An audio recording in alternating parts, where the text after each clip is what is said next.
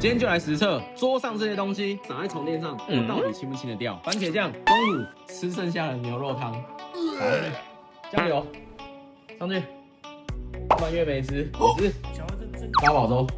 美乃滋、黑胡椒盐，你家的床垫绝对不可能这么脏吧？今天我们实测就是玩一个真实。你看到这种大量的脏污，不可能用吸的啦，我们先用布，有没有？稍微把它拿起来嘛。没有。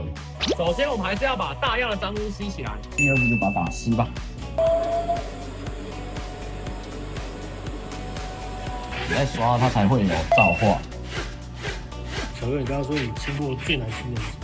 最难清的应该是成年的汗渍，可能酸性的关系吧。5、6年以上的时间，汤气没有清洗，一定会有色差，没有办法到完全干净。我们要解决的问题可能就是味道啊，主要是睡起来要安心。那成年的是没办法，那最好的就是像刚刚那样子，直接泼完1个礼拜以内找到我们去服务，这样就可以回复到跟刚